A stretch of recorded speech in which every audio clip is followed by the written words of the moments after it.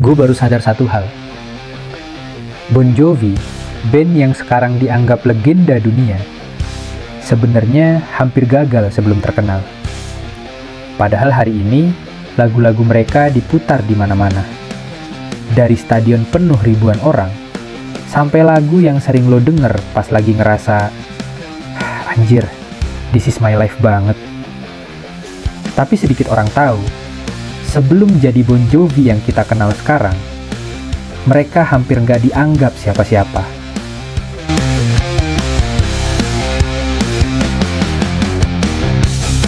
Bon Jovi itu bukan cuma nama band, itu juga nama vokalisnya, Jon Bon Jovi. Bareng sama Richie Sambora di gitar, David Bryan di keyboard, dan Tico Torres di drum, mereka ngebangun band ini pelan-pelan dari nol. Dan di awal karirnya, hidup mereka jauh dari kata glamor.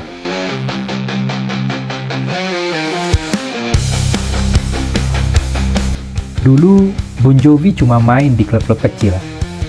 Panggung sempit, penonton sedikit. Kadang lebih banyak orang ngobrol daripada benar-benar dengerin musik. Bahkan banyak yang bilang, band ini oke, tapi nggak bakal jadi besar. Dan itu sakit. Karena yang lo lawan bukan cuma dunia, tapi juga keraguan orang lain. Dan seringkali, keraguan dari diri sendiri. Tapi Bon Jovi tetap jalan. Mereka terus manggung, terus latihan, terus nulis lagu. Sampai akhirnya, datang satu momen yang ngerubah segalanya.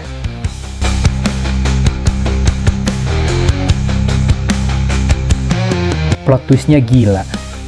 Lagu pertama Bon Jovi meledak di radio. Bukan karena promosi besar, bukan karena strategi matang, tapi karena lagunya nyampe ke orang yang tepat, di waktu yang tepat.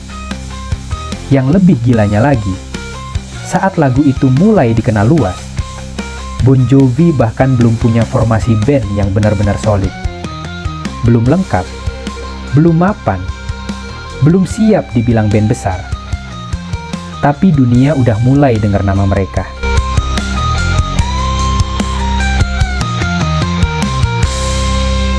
Radio jadi titik balik. Nama Bon Jovi mulai naik. Pelan-pelan, orang mulai nyebut band ini. Pelan-pelan, panggung mereka makin gede. Dan di titik itu, yang nentuin bukan lagi bakat doang, tapi siapa yang cukup tahan buat terus jalan. Karena banyak band hebat jatuh bukan karena nggak berbakat, tapi karena nyerah duluan.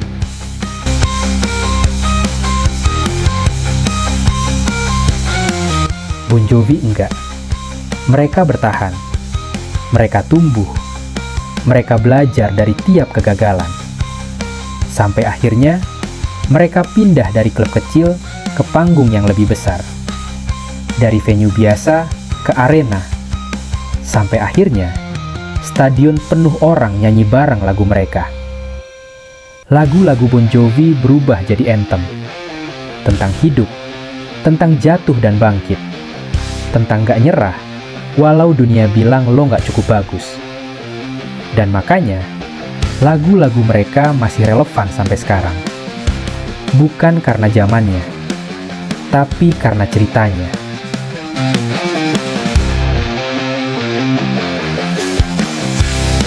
Makanya gue suka banget pakai kaos Bon Jovi ini. Bukan cuma karena bandnya legendaris, tapi karena cerita di baliknya. Cerita tentang band yang hampir gagal, tentang orang-orang yang diremehkan, tentang perjalanan dari nobody sampai akhirnya jadi legenda dunia. Buat gue, kaos itu bukan cuma fashion, kaos itu identitas. Kaos itu cerita yang lo pakai.